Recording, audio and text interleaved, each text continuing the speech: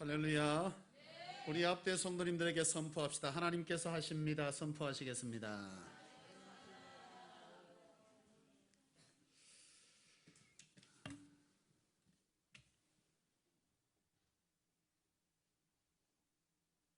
여러분, 시대가 참 많이 바뀌었습니다.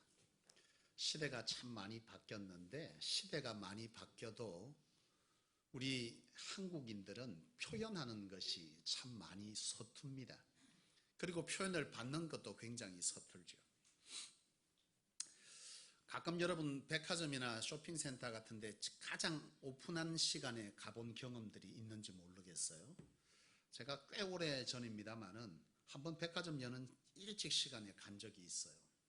뭔가 제품을 샀다가 맞지 않아서 이제 교환하러 아침 일찍 갔다가 이제 일이 있어서 둘러가야 되는데, 그래서 하루를 좀 많이 쓰려고 가장 여는 시간에 갔더니 깜짝 놀랐네요. 여러분, 백화점 먼 시간에 가면요, 전 직원이 그때 당시, 지금은 모르겠습니다만은 줄을 쫙 서가지고 들어가는데 막 인사를 얼마나 그냥 90도로 하는지, 이게 그냥 그 길을 통과하는 게 그렇게 부담스러울 수가 없어요.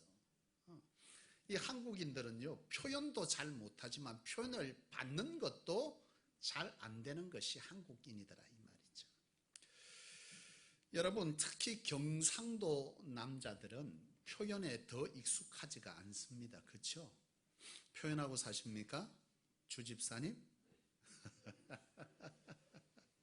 안혜진 집사님 표현하고 사십니까? 예, 아이고 참나. 이건 혼잣말만 들으면 안 되죠? 황진희 집사님, 남편이 사랑의 표현을 자주 하십니까? 그래요. 좀 이따가 진짜와 가짜를 내 설명할게요. 여러분, 참 경상도 남자들은 표현이 더 안 됩니다.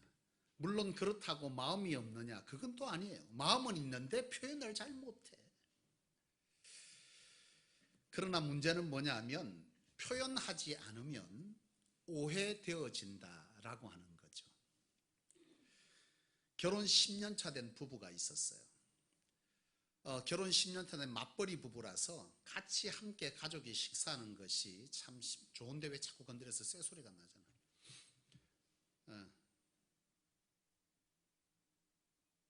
결혼 10년 차 된 맞벌이 부부가 있었는데, 이 맞벌이 부부가 함께 가족이 식사하는 일이 같이 바쁘니까 잘 어려웠어요. 그러던 차에 아내가 하루는 휴일이 남편하고 다르게 하루 생겼습니다.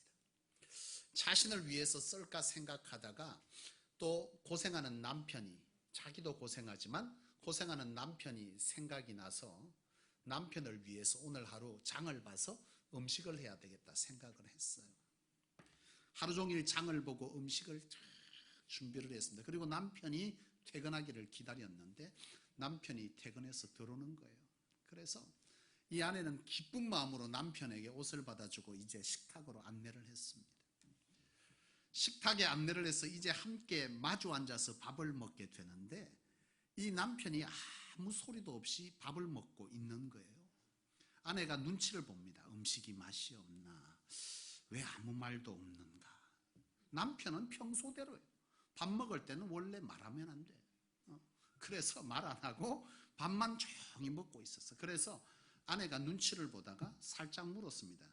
오늘 음식이 어때요? 하고 물었는데 별 말이 없어요. 그래서 아내가 내심 서운한 거예요. 오늘 이 하루를 내가 나를 위해서 써야 되는데, 이 마이크 자꾸 건들지 마. 나를 위해서 자꾸 써야 되는데 조금만 놔주세요.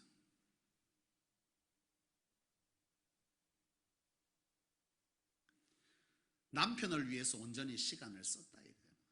그랬으면 이 음식을 먹을 때 맛있으면 어떻게 해야 됩니까?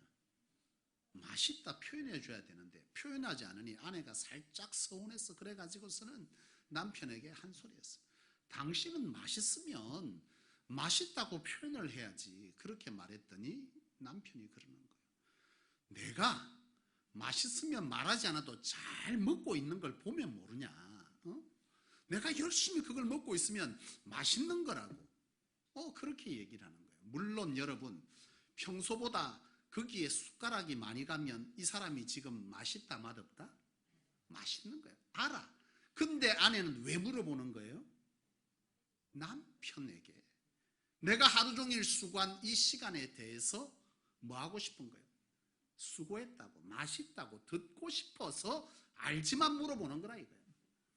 근데 남편은 뭐예요? 말하지 않더라는 거예요. 여러분, 하만스타인이라는 사람이 그런 말을 했습니다. 종은 울리지 않으면 종이 아니고, 노래는 부르지 않으면 노래가 아니고, 사랑은 표현하지 않으면 사랑이 아니다 그래요. 오늘 여러분 얼마나 표현하고 사십니까? 네, 조용하네. 이게 비단 남편만의 문제는 아닙니다. 아내도 마찬가지겠죠. 오늘 여러분 얼마나 표현하고 사는지 모르겠어요. 나는 오늘 이 시간 여러분들에게 권면하기는 표현하는 여러분 되시기를 축복합니다. 신혼부부가요, 신혼여행을 갔습니다. 남자는 경상도 남자, 아내는 서울 여자입니다.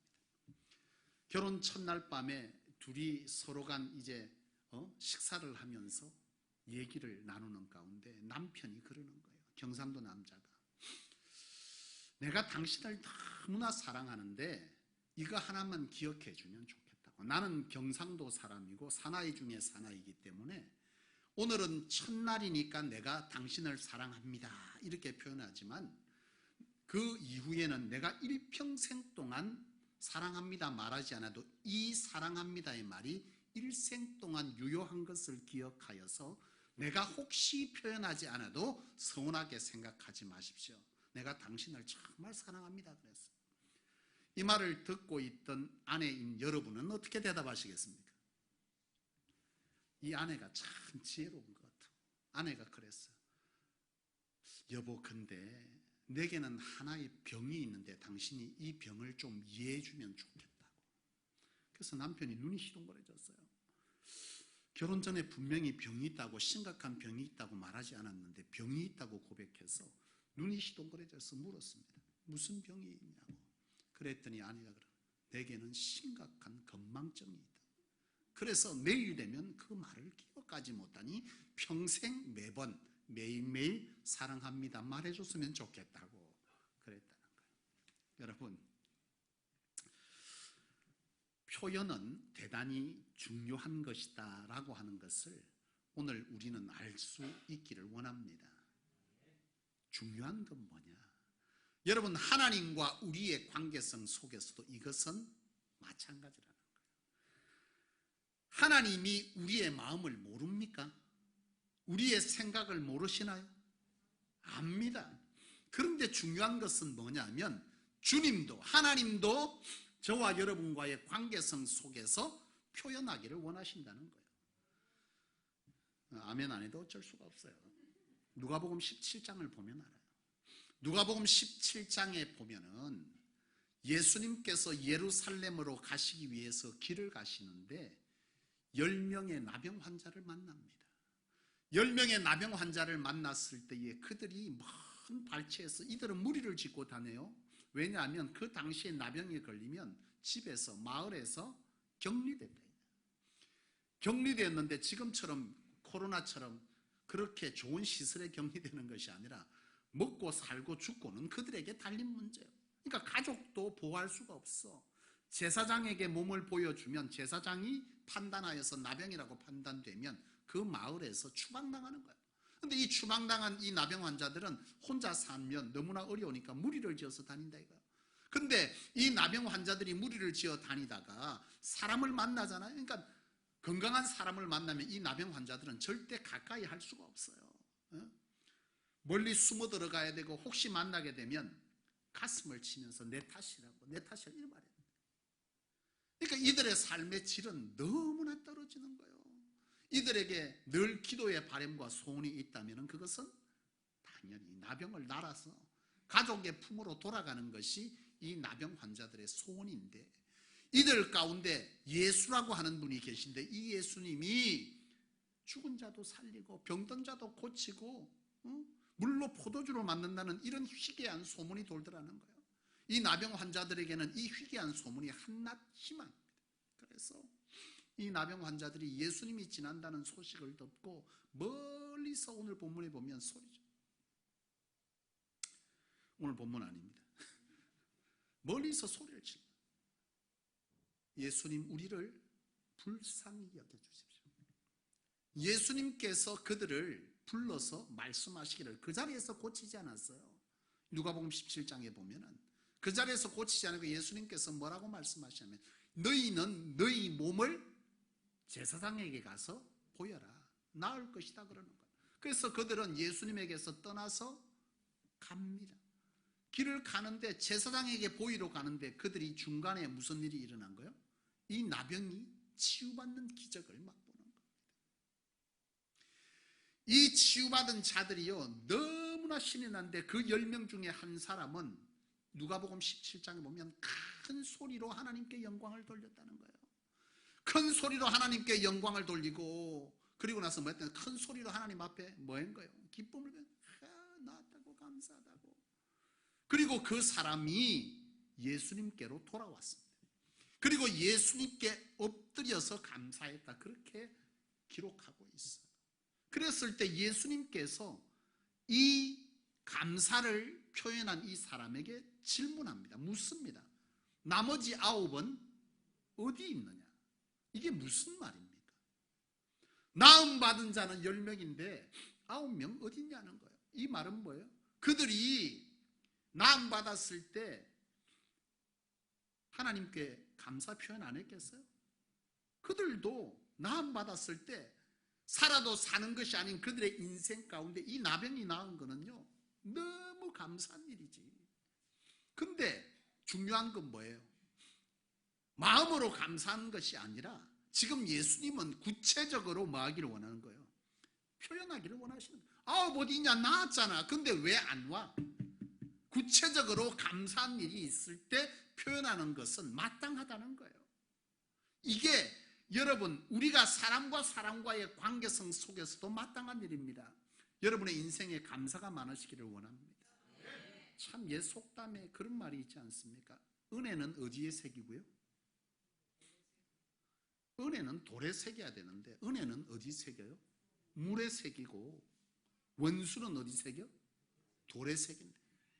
참 이게 인간이요, 내가 감사한 일은 물에 새겨서 흘려버린다는 거예요. 근데 좀 서운한 거는 뭐예요? 돌을 주워다가 돌을 파가면서 거기다가 새겨. 곱씹고 곱씹고. 지금까지 잘한 거는 기억이 없어. 다 흘려보냈어. 근데 서운한 것, 미운 것, 이런 거는 돌에다가 새겨놓고 꺼내서 보고 꺼내서 보고. 여러분, 이게 인간인데 중요한 것은 하나님은 오늘 믿는 저와 여러분들이 이와 같은 인생을 살지 않기를 원하는 줄로 믿어요. 여러분, 우리는 거꾸로 해야지. 은혜는 어디 새기고? 은혜는 돌에 새기고, 원수, 서운한 것은 어디 새겨요? 물에 새겨야지. 참 10개 중에 9을 잘하고 1개 못하면 9은 온데간데가 없다. 어디에 새겨서 그래요? 물에 새겨서 그래. 떠내보냈어. 그 1개만 남아있는 거예요. 그래서 그 사람을 원수 삼는 거예요. 하나님이 기뻐하는 마음 아닙니다. 나는 저와 여러분들이 은혜와 감사가 충만한 인생을 살기를 원해요. 감사가 많아요. 사람은 감사할 줄 알아야 돼. 은혜로 알 줄 알아야 돼. 이건 우리의 본성 안에 있는 것인데, 이런 본성을 가진 사람은 하나님과의 관계에서도 마찬가지요. 여러분 보세요. 하나님 앞에 감사, 감격할 줄 아는 사람은요, 사람 앞에도 잘하게 돼 있어. 진심. 근데 사람 앞에 감사하지 못한 사람은 하나님 앞에도 감사 잘 못해요. 나는 저와 여러분들이 정말 하나님 앞에서뿐만 아니라 사람에서도 늘 감사가 표현되는 여러분 되시기를 원합니다. 이 누가복음 17장은 바로 그걸 얘기하는 건데요. 우리가 감사하냐, 감사한 마음을 누가 모르냐는 거예요. 근데 주님께서 말씀하시는 것은 9은 어디 있냐는 것은, 왜 구체적으로 감사가 와서 너희가 감사하면 내게 와서 감사로 표현하는 사람 왜 한 사람밖에 없냐? 9은 다 어디 갔어? 이렇게 말씀하시는 거예요. 다시 말하면 이것은 하나님과 우리의 관계성 속에서도 우리가 하나님 앞에 감사는 뭐 해야 되는 거예요? 표현되어져야, 마음만 있으면 안 돼. 표현되어져야 된다는 거예요. 그런데 여러분, 문제는 뭐냐 하면 감사에도 찐이 있어. 요새 참 희한한 단어들이 많은데 들어나 봤습니까? 네, 많이 봤다. 이 찐찐찐이 이거 본 거지. 요새 미스터 트롯이 사람 환장하게 만든다. 성경 안 읽고 그거를 얼마나 새벽같이 보는지. 여러분, 이 표현에도 진짜가 있고 가짜가 있어요. 제게는 지금 우리 조카들이 몇 명 있는데 우리 성소교회 말고 다른 교회에 출석하고 지금은 이제 결혼해서 애 낳고 잘 사는데요. 그 녀석이 무심합니다. 초등학교 다닐 때 참 감사를 표현하는 게 너무 안 되더라고요. 어버이날이 되면 부모님에게 선물을 하는 법이 없어 얘는. 그 어떤 경우도 선물을 안 해. 그래서 내가 옆에 보고 있다가 하도 안 되겠다 싶어가지고 어버이날이 곧 닥쳐오는데 이놈을 내가 살짝 불렀어요. 초등학생인데. 그래, 너 이번에 어버이날인데 선물해야 되지 않겠냐. 선물하고 싶어? 안 하고 싶으니까 하고 싶대. 그래서 왜 못해? 그랬더니 아무 말을 안 해요. 그래서 내가 생각건데 짐작건데 이놈이 돈이 없는가 보다. 그래서 내가 돈을 줬어. 그리고 얘기해서 이 돈 줄 테니까 어버이날에 삼촌이 줬다 하지 말고 선물 사서 엄마 아빠한테 드려. 그랬더니 그렇게 하겠대. 그래서 며칠이 지나고 어버이날이 지났어요. 그리고 나서 내가 살짝 물어봤습니다. 부모님에게 선물 받았냐고. 그랬더니 안 받았대요. 이게 어떻게 됐나 싶어서 내가 조카한테 그 뒤에 가서 물었어. 삼촌이 그때 돈 줬는데 그거 어디다 썼니? 그랬더니 선물 줬냐니까 줬대. 무엇이 말이 안 맞잖아. 그때 삼촌이 그때 돈 줘서 무슨 선물을 줘서 그랬더니 이 아이가 말하는 거예요. 선물은 마음이 중요한 거 아니에요. 그러면서 편지를 써서 줬던 손편지. 그리고 그 만원은, 그 돈은 그날 가서 자기가 원하는 CD를 산 거예요. 여러분, 이 아이가 부모에게 감사하는 마음이 없습니까? 있습니까? 예? 있어요?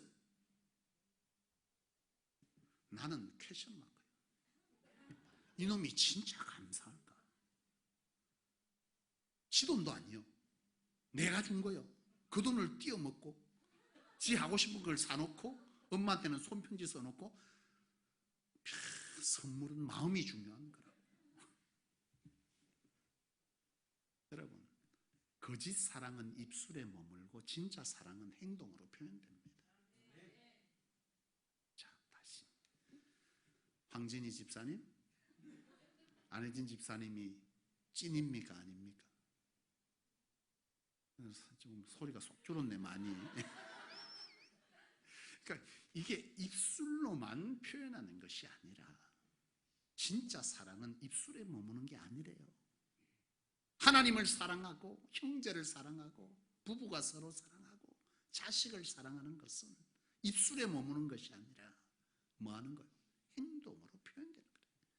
내가 이 조카가 그랬잖아요.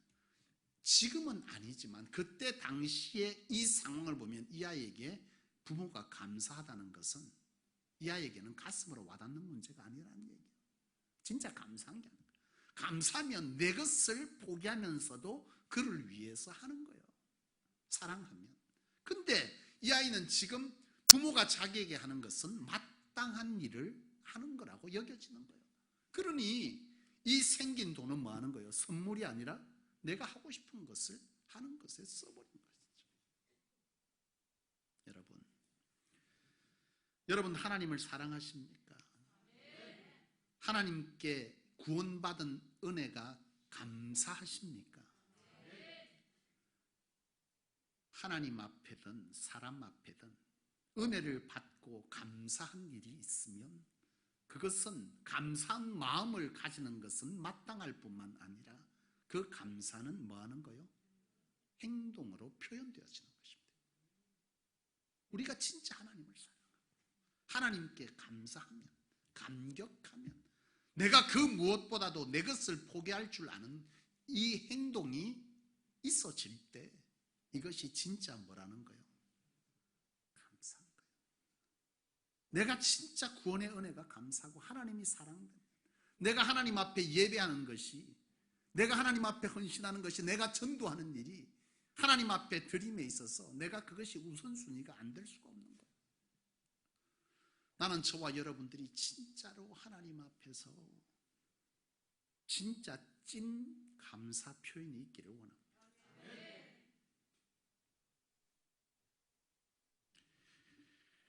그런데 여러분, 오늘 가장 중요한 것은 우리가 하나님과의 관계성, 감사의 표현 중에서 하나님이 원하시는 표현이 있습니다. 이게 오늘 설교의 중요한 부분인데요, 뭐냐 하면 하나님은 우리가 감사를 표현하되, 감사의 마음을 가지되 표현하기를 원하시는데 그 표현이 미리 감사가 되기를 원하신다는 거예요. 오늘 본문을 한번 보세요. 감사로 하나님께 제사를 드리며 14절에 지존하신 이에게 서원을 갚으며 환난 날에 나를 부르라, 내가 너를 건지리니 내가 나를 영화롭게 하리라 그래요. 자, 이 상황에서 볼 때 이 기자는 아삽이십니다. 아삽은 지금 평안한 상태에 있습니까? 어려움 중에 있습니까? 뭘로 알 수 있죠? 환난 날에 나를 부르라. 지금 이 아삽은 환난 날에 있는 거예요. 환난 날에 서 있는데 그에게 하나님께서 먼저 하라 하시는 것은 14절 뭐예요? 감사로 하나님께 제사를 드리며 라고 말합니다.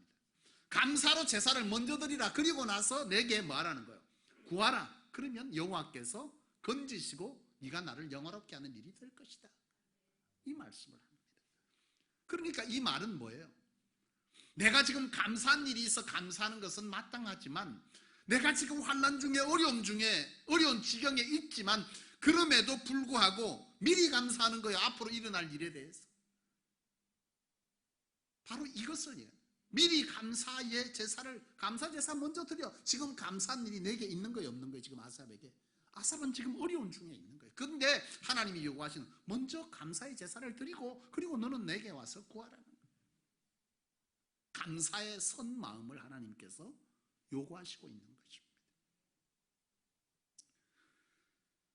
여러분, 여러분의 삶에 지금 어렵지 않은 사람 어디 있겠어? 다 어렵습니다.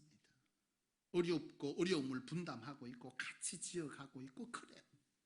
근데 이때 오늘 하나님께서 저와 여러분들에게 원하시는 것은, 어렵지만 어려움 속에 있지만 하나님은 장차 해결하실, 부어주실, 은혜 주실, 더 거룩하게 구별되어 나를 써주실 그 은혜를 미리 뭐 하는 거예요? 믿음의 눈으로 보고 미리 감사하는 거예요. 이게 오늘 이 본문 속에서 하나님께서 우리에게 말씀하시는 거예요. 지난주에 제가 참 눈물 나는 두 가지 사건을 내가 우리 교인들로부터 들었어요.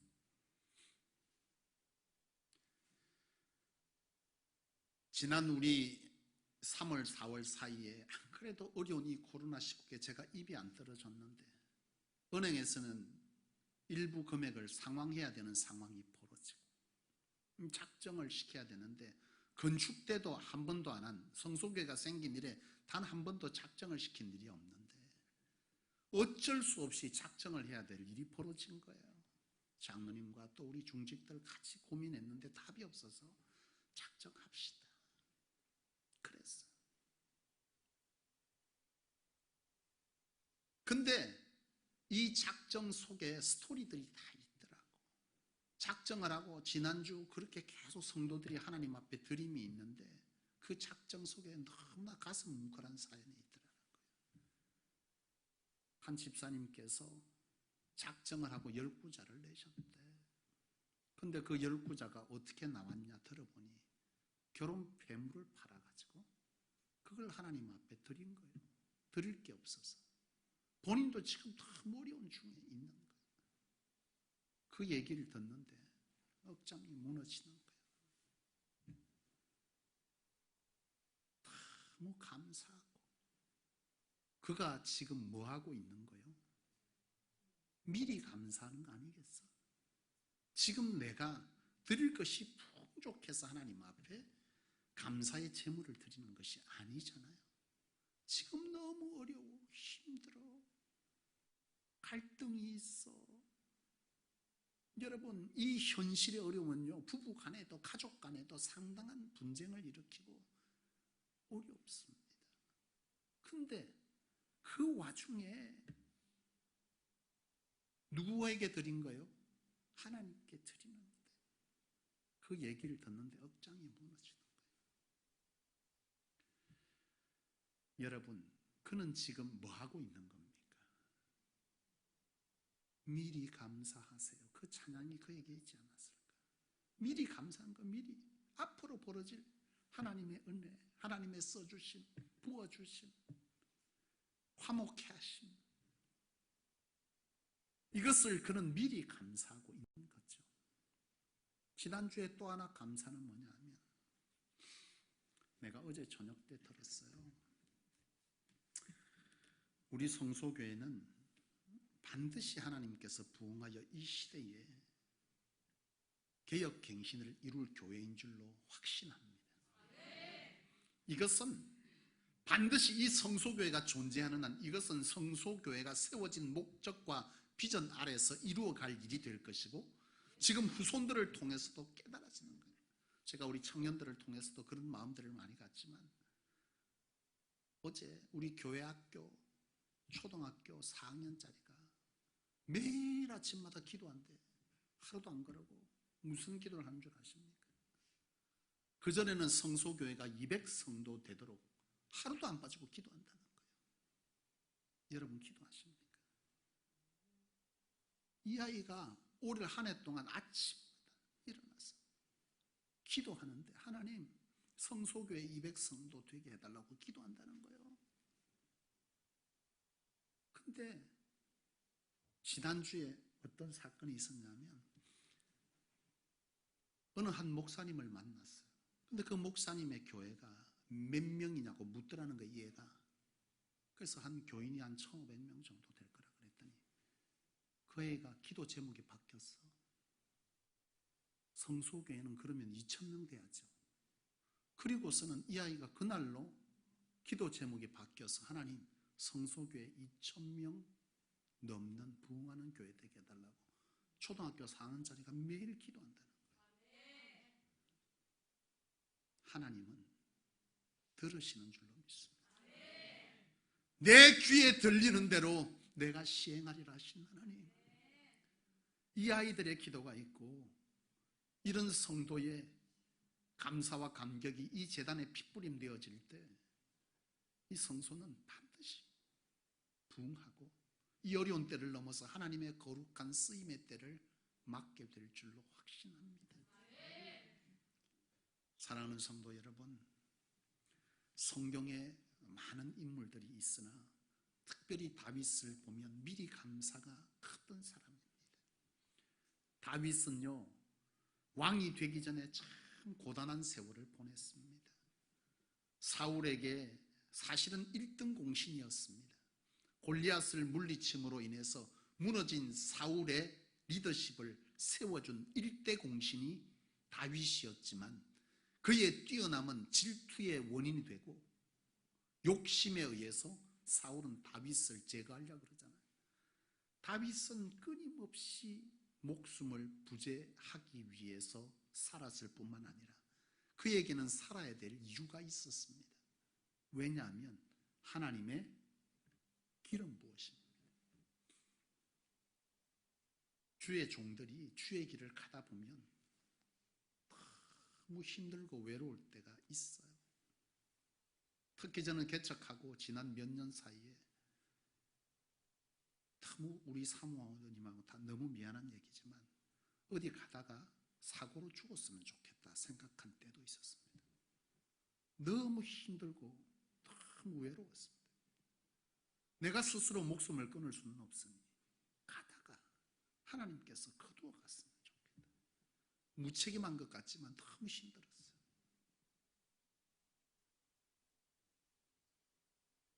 주의 종은요, 그럼에도 불구하고 다시 일어날 동력은 어디에 있냐? 하나님의 기름 부으심입니다. 나는 다윗의 그 마음을 이해할 것 같아요. 때로는 그냥 구실구실하게 도망다니고 바보 행세하고 동굴에서 짐승이 있는 그 동굴에 숨어 살면서 뭘 구실구실하게 그렇게 생명 부지하고 싶었겠어요, 다윗이. 나는 성경을 묵상하면서 그 개척하면서 어려웠던 시절에 이 다윗의 얘기가 깨달아지더라고요. 이 사람이 왜 이렇게까지 살아남으려고 했을까? 여러분, 사람이 큰 상황에 가면요, 사는 게 고통이에요. 이 다윗이 그 상황을 견디는 거예요. 왜? 그만 살았으면 좋겠다고 생각될 때가 다윗에겐 수가 없었을 거예요. 그런데 다윗은요, 죽을 수가 없어. 왜 그래요? 그에게 하나님의 기름 부으심의 비전이 있기 때문에 그래요. 하나님께서 기름 부어서 다윗을 왕으로 세우시겠다는, 종으로 쓰시겠다는 그 기름 부음이 다윗에게 있기 때문에 다윗은 죽을 수가 없어.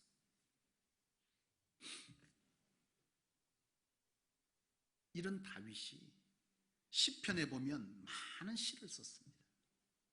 시편의 거의 절반이 될 만큼 다윗의 시가 기록되어져 있어요. 그런데 그 다윗의 시 중에 가장 많은 시가 뭐냐면 감사의 시입니다. 감사의 시. 다윗은 쫓기고 고통당하고 굶주리고 배신당하고 위협 속에 있었지만 다윗은요, 늘 그의 삶 속에 뭐가 있었다는 거예요? 미리 감사가 있은 거예요. 미리 감사. 미리 감사가 있어요. 결론은 뭐예요? 결론은 다윗이 왕이 되었다는 거예요. 하나님의 기름 부으심이 성취되었다. 다윗에게 미리 감사는 결국은 현실이 되었다는 거예요. 오늘 하나님은 이 시편을 통해서 감사로 하나님께 제사를 드리며 나를 찾고 부르짖는 자가 나를 영화롭게 한다. 뭔 말이에요? 감사로 먼저 미리 감사하며 하나님 앞에 간구하는 그 기도는 반드시 하나님이 이루어 너의 삶의 영광이자 하나님의 사람으로서의 하나님의 영광을 하나님께서 받을 것이다. 나는 저와 여러분들이 어려운 시기를 지나고 어렵지만 여러분들 안에 이 감사가 살아있으면 사는 겁니다. 여러분, 옛 속담에 그런 얘기 있지 않습니까? 하늘이 무너져도 솟아날 구멍이 있다. 그리스도인은 하늘이 무너지면 어떻게 표현해야 돼요? 하늘이 무너져도 뭐만 있으면 산다? 말씀 제목 왜 안 띄우는데? 뭐 이래 짧은데 뭘 여기다 얼굴을 띄워놔? 우리 성소교회가 한 500명, 1000명 돼. 저 멀리서 내 얼굴이 요만하게 보일 때 여기 띄워야지. 그것을 여도 뭐 얼굴 크기 차이도 별로 안 나구만. 내가 얼굴이 작은 것도 아니고. 자, 이 제목을 여러분 보세요. 자, 하늘이 무너져도 뭐만 있으면 산다? 여러분, 아무리 힘들어도 하늘이 무너져도 그리스도인들은 하늘이 무너져도 솟아날 구멍은 있다 이렇게 표현하면 안 돼. 우리는 하늘이 무너져도 감사가 나오면 산다. 이게 저와 여러분들의 고백이 되어야 될 줄 믿습니다. 그렇습니다. 여러분, 아무리 힘들어도 우리 입에서 미리 감사가 살아있는 우리는요, 반드시 그것은 성취됩니다. 우리에게 고난은 뭐라 그랬습니까? 동굴입니까? 터널입니까? 믿는 자에게 고난은요, 동굴 아니야, 터널입니다. 반드시 때를 지나고 나면 하나님의 때는 성취되어집니다. 바라기는 오늘 저와 여러분들이 오늘 이 말씀의 제목을 기억하셔서 우리의 삶에 감사가 끊이지 않기를 축복합니다. 감사의 마음만 가지지 말고, 감사는 뭐 해야 돼요? 표현되지 않는 감사는 감사가 아닌 거예요. 근데 감사에도 진짜가 있다는 거예요. 무슨 진짜? 감사가 입술에만 머무는 것은 가짜입니다. 행동으로 표현되어질 때 진정한 감사인 것이고, 내가 어렵지만 주님 앞에 예배하는 그 중심이 있는 것이 진짜 감사고 주님을 사랑하는 거지.